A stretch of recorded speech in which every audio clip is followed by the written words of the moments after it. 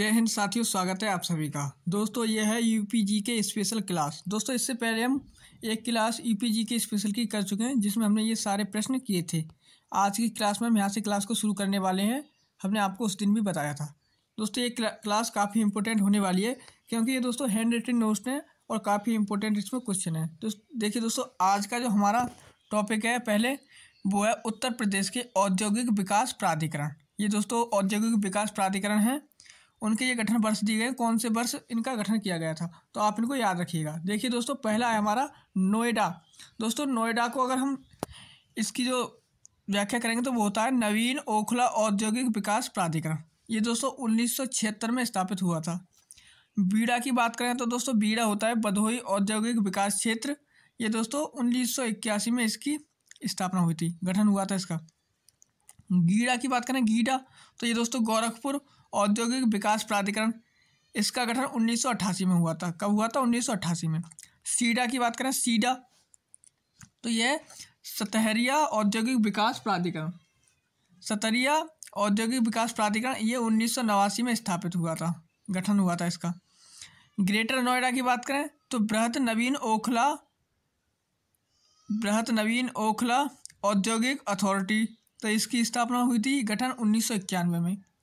दोस्तों अगला है हमारा लीडा। दोस्तों लीडा की बात करें तो लखनऊ औद्योगिक विकास प्राधिकरण, ये दोस्तों 2005 में गठन हुआ था।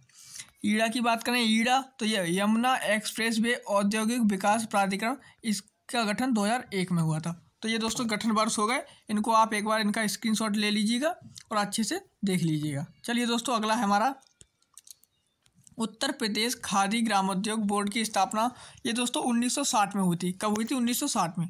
उत्तर प्रदेश में सॉफ्टवेयर और बिजनेस प्रोसेसिंग आउटसोर्सिंग का सबसे बड़ा केंद्र क्या है? तो ये दोस्तों नोएडा है, उत्तर प्रदेश में नोएडा है। आगे देखिए दोस्तों, क्लस्टर विकास योजना। क्लस्टर विकास योजना 2006 के तहत क्लस्टर, देखिए दोस्तों कौन कौन से क्लस्टर हैं।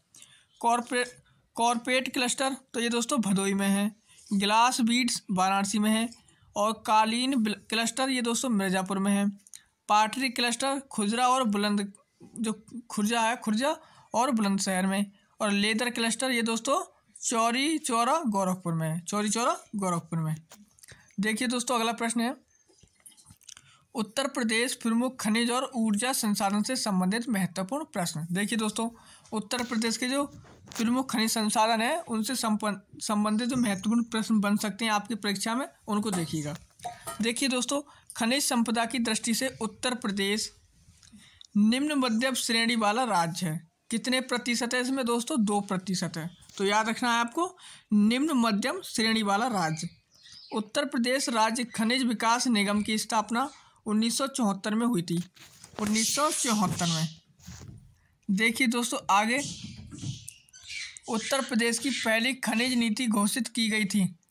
तो दोस्तों खनिज विकास के लिए उद्योग का दर्जा दिया गया था, तो ये दोस्तों 1998 में। कब की गई थी? 1998 में। आगे देखिए, बलुआ पत्थर चूना पत्थर के भंडारण व उत्पादन की दृष्टि से उत्तर प्रदेश का देश में कौन सा स्थान है? तो ये दोस्तों द्वितीय स्थान है, दूसरा स्थान है उत्तर प्रदेश का भारत में। अगला है दोस्तों, कोयला भंडारण की दृष्टि से प्रदेश का 8वां स्थान है। दोस्तों कोयला के भंडारण की दृष्टि से प्रदेश में जो हमारा उत्तर प्रदेश है, इसका स्थान 8वां है। प्रदेश में कोयला पाया जाता है तो ये दोस्तों सिंगरौली और सोनभद्र में पाया जाता है। दोस्तों सिंगरौली और सोनभद्र में पाया जाता है, आपको इनको याद रखना है। सिलिका सेंट, जिसे दोस्तों कांच वालू का उत्पादन देश में उत्तर प्रदेश का स्थान, तो सिलिका सैंड या कांच वालू का उत्पादन उत्तर प्रदेश में जो है, देश में उत्तर प्रदेश का स्थान है दूसरा। पहले स्थान पे कौन आता है? तो वो है आंध्र प्रदेश। पहले पे आंध्र प्रदेश, दूसरे पे हमारा उत्तर प्रदेश। आगे देखिए दोस्तों, सिलिका सैंड पाया जाता है, तो सिलिका सैंड कहाँ कहाँ पाया जाता है? प्रयागराज, बांदा, चित्रकूट, चंदौली और झांसी, इन 5 राज्यों में, 5 जिलों में पाया जाता है। कितने जिलों में? 5 जिलों में। सिलिका सैंड मुख्यतः प्रदेश की किन नदियों से प्राप्त होता है? तो गंगा यमुना नदी से प्राप्त होता है। कहाँ से प्राप्त होता है? गंगा नदी से। आगे देखिए दोस्तों, प्रमुख खनिज और उनके उत्पादन क्षेत्र। तो देखिए दोस्तों, चूना पत्थर ये दोस्तों मिर्ज़ापुर और कटहर हाट सोनभद्र में पाया जाता है। बॉक्साइट ये दोस्तों बांदा और चंदौली में पाया जाता है। डोलोमाइट ये दोस्तों मिर्ज़ापुर और सोनभद्र और बांदा 3 जिलों में पाया जाता है, मिर्ज़ापुर, सोनभद्र, बांदा। हीरा की बात करें दोस्तों, हीरा बांदा एवं मिर्ज़ापुर में। ग्रेफाइट की बात करें तो हमीरपुर और चुनार, ये दोस्तों चुनार कहाँ पर है? मिर्ज़ापुर में। चुनार, हमीरपुर और मिर्ज़ापुर। यूरेनियम की बात करें ये दोस्तों ललितपुर में। जिप्सम की बात करें तो झांसी और हमीरपुर में, झांसी और हमीरपुर में जिप्सम। तांबा की बात करें दोस्तों, तांबा ललितपुर और सोनराई क्षेत्र में। दोस्तों ये ललितपुर का सोनराई क्षेत्र है, उसमें पाया जाता है। सैंडस्टोन ये दोस्तों मिर्ज़ापुर, सोनभद्र में। फायर क्ले ये दोस्तों मिर्ज़ापुर में। उत्तर प्रदेश की नई ऊर्जा नीति 2003। उत्तर प्रदेश की जो नई ऊर्जा नीति है वो दोस्तों 2003 में आई थी। कब आई थी? 2003 में। राज्य के कुल विद्युत उत्पादन में सर्वाधिक योगदान ये दोस्तों तापीय विद्युत का है। किसका है? तापीय विद्युत का सर्वाधिक योगदान, यानी कि पहले स्थान पर। राज्य की सबसे पुरानी तापीय परियोजना ये दोस्तों कौन सी है? तो हरदुआगंज तापीय परियोजना 1942 से रूस की सहायता से स्थापित हुई थी। तो याद रखिएगा, हरदुआगंज तापीय परियोजना 1942 में इसकी स्थापना हुई थी रूस के सहयोग से। आगे देखिए दोस्तों, राज्य की सबसे बड़ी जल विद्युत परियोजना ये दोस्तों रेहंद जल विद्युत परियोजना है। पीपरी सोनभद्र में है। परीक्षा ताप विद्युत परियोजना ये दोस्तों झांसी में है। अनपरा ताप विद्युत परियोजना ये दोस्तों सोनभद्र में है। पनकी बिस्तर ताप विद्युत परियोजना ये दोस्तों कानपुर में है। तो इनको भी याद रखिएगा। देखिए दोस्तों आगे, राज्य में स्थापित एकमात्र परमाणु विद्युत केंद्र। दोस्तों एकमात्र परमाणु विद्युत केंद्र वो कौन सा है? नरौरा। आपने कई बार सुना होगा नरौरा। ये दोस्तों भारी जल आधारित है। भारी जल किसे कहते हैं? D2O को भारी जल कहते हैं। दोस्तों ये दोस्तों बुलंदशहर के क्षेत्र में पड़ता है। 1991-92 में इसकी स्थापना हुई थी। प्रदेश में NTPC के गैस आधारित संयंत्र दोस्तों 3 हैं। NTPC के गैस आधारित संयंत्र कितने हैं? 3। एक है औरैया में, आंवला में, दादरी में। इन तीनों में एक एक है। माता टीला जल विद्युत परियोजना ये दोस्तों बेतवा नदी पर है, झांसी जिले में। बेतवा नदी झांसी जिले में। सर्वाधिक जल विद्युत केंद्र स्थापित है, तो सर्वाधिक जल विद्युत केंद्र स्थापित है ऊपरी गंगा नहर से। उत्तर प्रदेश में नवीकरणीय ऊर्जा के महत्व को दृष्टिगत वैकल्पिक ऊर्जा विकास संस्थान नेडा की स्थापना 1983 में हुई थी। इसको याद रखिएगा। उत्तर प्रदेश में जो नवीकरणीय ऊर्जा के महत्व को दृष्टिगत वैकल्पिक ऊर्जा विकास संस्थान, जिसे हम नेडा कहते हैं, नेडा की स्थापना 1983 में हुई थी। आगे देखिए दोस्तों, निजी क्षेत्र की प्रमुख विद्युत इकाइयाँ। निजी का मतलब होता है दोस्तों प्राइवेट। देखिए, रोजा ताप विद्युत परियोजना शाहजहाँपुर में है, रिलायंस की है। बारा संगम ताप विद्युत ये दोस्तों प्रयागराज में है, JP की है। ललितपुर ताप विद्युत परियोजना ये दोस्तों ललितपुर में है, बजाज ग्रुप की है। तो इन तीनों की ये प्राइवेट कंपनियों की ये दोस्तों विद्युत इकाइयाँ हैं। आगे देखिए दोस्तों, केंद्र सरकार के सहयोग से प्रदेश के सोलर सिटी के रूप में विकसित किए जाने वाले जिले। दोस्तों सोलर सिटी के रूप में विकसित किए जाने वाले जिले कौन कौन से हैं? तो हमारा आगरा, मुरादाबाद, प्रयागराज हैं। इनको याद रखिएगा। शीतला जल विद्युत परियोजना ये दोस्तों झांसी में। कहाँ पर है? झांसी में। वह गांव जिसका अपना सोलर पावर प्लांट है, तो वो है दोस्तों रामपुरा और झांसी। याद रखिएगा, रामपुरा और झांसी। दोस्तों 7-8 किलोवाट है इसका, 7 से 8 किलोवाट। देखिए दोस्तों, ओबरा जल विद्युत केंद्र ये दोस्तों रेहंद नदी पर है। ओबरा जल विद्युत केंद्र रेहंद नदी पर है, ओबरा सोनभद्र में। कहाँ पर है? ओबरा सोनभद्र में। आगे देखिए दोस्तों, आगे है हमारा महत्वपूर्ण टॉपिक, उत्तर प्रदेश प्रमुख ऐतिहासिक धार्मिक स्थल व पर्यटन। तो देखिए दोस्तों, उत्तर प्रदेश के प्रमुख ऐतिहासिक धार्मिक व स्थल पर्यटन। देखिए, उत्तर प्रदेश पर्यटन विकास निगम की स्थापना ये 1974 में हुई थी। कब हुई थी? 1974 में। पर्यटन को उद्योग का दर्जा दिया गया 1988 में। 1988 में पर्यटन को उद्योग का दर्जा दे दिया गया है। आगे देखिए दोस्तों, प्रदेश में हेरिटेज आर्क के रूप में विकसित किया जा रहा सर्किट, तो वो दोस्तों आगरा लखनऊ वाराणसी सर्किट है। आगरा लखनऊ वाराणसी सर्किट। आगे देखिए दोस्तों, यूनेस्को विश्व धरोहर सूची में शामिल उत्तर प्रदेश के स्मारक, तो दोस्तों ताजमहल है, आगरा का किला और फतेहपुर सीकरी, ये दोस्तों यूनेस्को की विश्व धरोहर सूची में शामिल हो चुके हैं। विदेशी पर्यटकों के लिए प्रदेश का महत्वपूर्ण दर्शनीय स्थल है, तो वो दोस्तों ताजमहल है, और ये पूरे भारत का भी है। आगरा में स्थित है ताजमहल। देखिए दोस्तों, आपको यहाँ पर बताना है कि यूनेस्को की विश्व धरोहर सूची में आगरा का किला और ताजमहल ये दोस्तों कब शामिल हुए थे, कौन सी सन में शामिल किए गए थे, आपको ये बताना है। आगे देखिए, मैत्रेयी परियोजना। दोस्तों मैत्रेयी परियोजना ये जापान के सहयोग से चलाई जा रही है। जापान के सहयोग से चलाई जा रही है। ये बौद्ध परिपथों का निर्माण करेगी। बौद्ध परिपथों का निर्माण करेगी। आगे देखिए दोस्तों, जैन धर्म के 5 तीर्थंकरों की जन्मभूमि, तो दोस्तों वो है अयोध्या, ऋषभदेव की जन्मभूमि। अयोध्या है दोस्तों, जिसमें दोस्तों ये ऋषभदेव की जन्मस्थली भी कही जाती है। पुष्यमित्र शुंग ने 2 अश्वमेध यज्ञ किए, ये दोस्तों अयोध्या में किए थे। महाजनपद काल में उत्तरी पांचाल की राजधानी, ये दोस्तों अही क्षेत्र कहाँ है। देखिए दोस्तों, जो महाजनपद काल आपने सुना होगा, उसमें उत्तरी पांचाल एक राज्य था जिसकी राजधानी क्या थी, अही क्षेत्र। अही क्षेत्र है वो कहाँ है, तो ये दोस्तों बरेली जनपद में थी।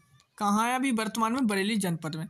आगे देखिए दोस्तों, सिंधु घाटी सभ्यता का पूर्वी प्रसार स्थल आलमगीर मेरठ हिंदन नदी के किनारे स्थित है। तो दोस्तों आप सभी को पता है कि उत्तर से दक्षिण और पूरब से पश्चिम से पूरब, तो ये दोस्तों सिंधु घाटी सभ्यता के 4 ये नगर थे, यानी कि पश्चिम से पूरब की ओर। यहाँ पर तो पूरब जो है उत्तर प्रदेश में पड़ता है, तो वो दोस्तों कौन सा है, वो है आलमगीरपुर।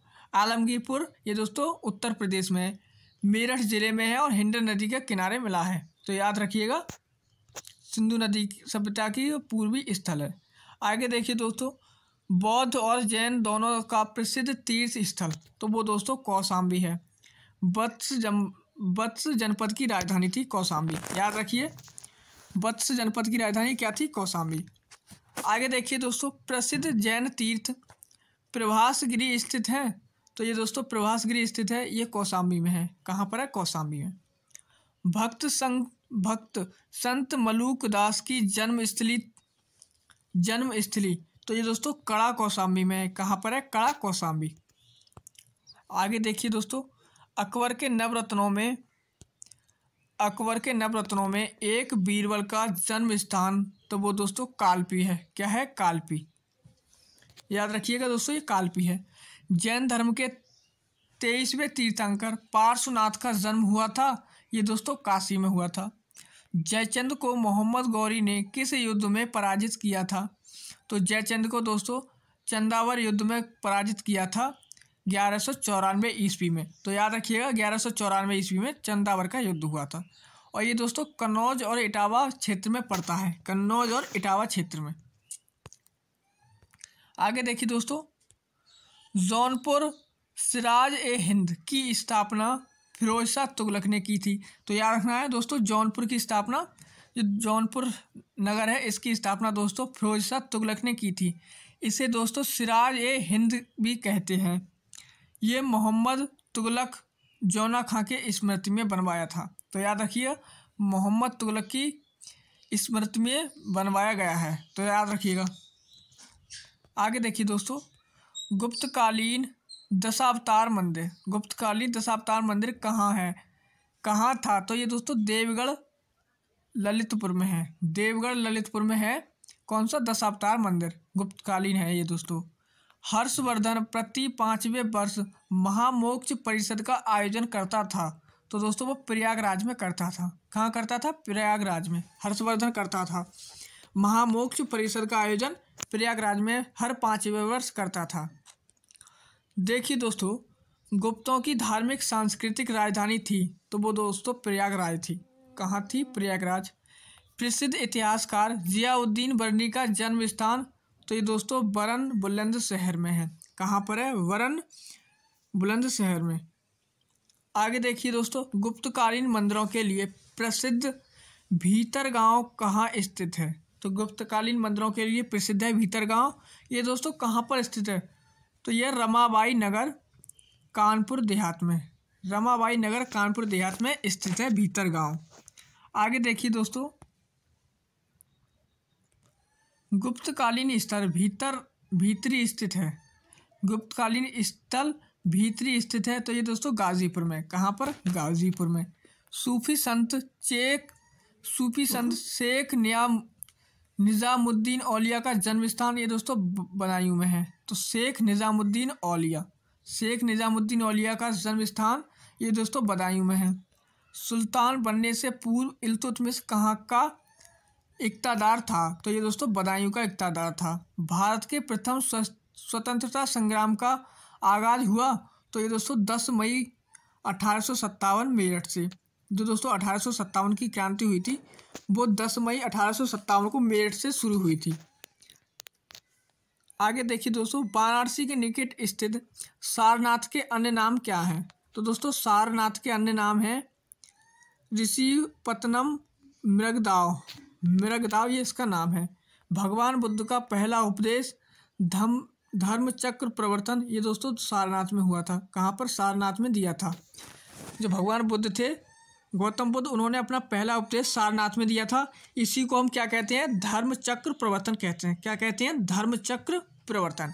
आगे देखिए दोस्तों, धामेक स्तूप धर्मराज का स्तूप सारनाथ में है। 2 स्तूप हैं, धामेक स्तूप और धर्मराज का स्तूप, ये दोस्तों सारनाथ में है। बुद्ध ने स्त्रियों को संघ में प्रव्रज्या की अनुमति दिया, तो ये दोस्तों संख्या में दिया। कहाँ पे दिया था? संख्या में। भगवान बुद्ध ने सर्वाधिक 25 वर्ष का काल व्यतीत किया, तो दोस्तों श्रावस्ती में। भगवान बुद्ध ने सर्वाधिक 25 वर्ष का काल ये दोस्तों व्यतीत किए थे, तो श्रावस्ती में बिताए थे। आजीवक संप्रदाय के प्रवर्तक मखली पुत्र घोषाल का जन्म दोस्तों श्रावस्ती में हुआ है। याद रखिएगा दोस्तों, यहाँ पर 2 प्रश्न बनेंगे आपसे। इन्हें कहते हैं मखली पुत्र घोषाल, इनका पूरा नाम है मखली पुत्र घोषाल। दोस्तों इनका जन्म श्रावस्ती में हुआ है। इन्होंने ही आजीवक संप्रदाय के ये प्रवर्तक कहे जाते हैं। आजीवक संप्रदाय के प्रवर्तक कहे जाते हैं मखली पुत्र घोषाल। इनका जन्म श्रावस्ती में हुआ है। सूरसेन महाजनपद की राजधानी क्या थी? मथुरा थी। क्या थी? मथुरा। कुषाणों के पूर्वी साम्राज्य की राजधानी मूर्ति कला एवं व्यापार का प्रमुख केंद्र था, तो वो दोस्तों मथुरा थी। क्या थी? मथुरा। आगे देखिए दोस्तों, प्राचीन काल में ब्रह्मवर्त तीर्थ के नाम से प्रसिद्ध जहाँ महर्षि वाल्मीकि का आश्रम था, तो वो दोस्तों बिठूर था। क्या था? बिठूर। बेगम समरू द्वारा बनवाया गया विशाल चर्च, ये दोस्तों सरधना मेरठ में। कहाँ पर है? सरधना मेरठ में। पृथ्वी का सर्वोपरि तीर्थ कहा जाता है, तो ये कहा जाता है दोस्तों चक्रतीर्थ नैमिषारण। चक्रतीर्थ नैमिषारण को कहा जाता है। जैनों की काशी कहा जाता है, तो हस्तिनापुर को। जैनों की काशी हस्तिनापुर को कहते हैं। प्रसिद्ध संत सैयद सालार व मसूद गाजी की दरगाह है। याद रखिएगा दोस्तों, सैयद सालार और मसूद गाजी, सैयद सालार मसूद गाजी की दरगाह बहराइच में है। कहाँ पर है? बहराइच जिला है दोस्तों। नगर महोदय श्री के उपनाम से प्रसिद्ध नगर, तो वो है दोस्तों कन्नौज, जिसे हम कहते हैं इत्र नगरी। क्या कहते हैं? इत्र नगरी। इत्र नगरी के नाम से जाना जाता है कन्नौज। आगरा की स्थापना 1504 ईस्वी में सिकंदर लोदी ने की थी, तो याद रखिएगा आगरा की स्थापना 1504 ईस्वी में सिकंदर लोदी ने की थी। मुगल काल में शिक्षा का प्रमुख केंद्र था, तो वो दोस्तों आगरा था। क्या था? आगरा। प्रसिद्ध सूफी संत हाजी वारिस अली शाह की मज़ार स्थित है, तो देवा शरीफ बाराबंकी में। याद रखिएगा देवा शरीफ बाराबंकी में है।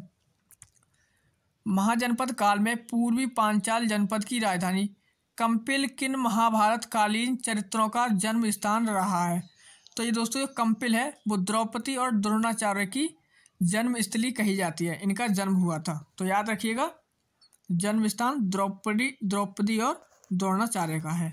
आगे देखिए, महाजनपद काल में मल्ल गणराज्य की राजधानी कुशीनगर, ये दोस्तों याद रखिएगा, जो महाजनपद काल में मल्ल गणराज्य था उसकी राजधानी क्या है, कुशीनगर है। कुशीनगर की बात करें तो भगवान बुद्ध का महापरिनिर्वाण स्थल है। भगवान बुद्ध ने अपने प्राण यहीं पर त्यागे थे, कुशीनगर में। तो याद रखिएगा, भगवान बुद्ध का महापरिनिर्वाण स्थल। आगे देखिए दोस्तों, किसके शासनकाल में अवध की राजधानी फैजाबाद से लखनऊ लाई गई। अवध की राजधानी फैजाबाद से लखनऊ लाई गई थी। तो ये दोस्तों नवाब आसफउद्दौला के काल में, आसफउद्दौला के काल में लाई गई थी। अगला है हमारा, रानी लक्ष्मीबाई का जन्म कहाँ हुआ था। तो रानी लक्ष्मीबाई का जन्म वाराणसी भदैनी 80 में हुआ था। वाराणसी भदैनी 80 में हुआ था। प्रेम मंदिर स्थित है। तो ये दोस्तों प्रेम मंदिर वृंदावन में स्थित है, कृपालू जी महाराज की। यहाँ पर दोस्तों कृपालू जी महाराज हैं। देखिए दोस्तों, लॉर्ड कॉर्नवालिस का मकबरा स्थित है। तो ये गाजीपुर में है। क्रांति नगर के नाम से विख्यात वो है दोस्तों मेरठ। हींग व गुलाल नगरी के नाम से प्रसिद्ध नगर, तो ये दोस्तों हाथरस है। कौन सा है, हाथरस। तो दोस्तों आज की क्लास को हम यहीं तक रखते हैं। अगली क्लास में हम आगे यहाँ से चौरी चौरा किस जिले में स्थित है यहाँ से शुरू करेंगे। तो ये गोरखपुर में स्थित है। तो अगली क्लास को यहीं से शुरू करेंगे। आज की क्लास को यहीं तक रखते हैं, मिलेंगे अगली क्लास में। तब तक के लिए जय हिंद, जय भारत।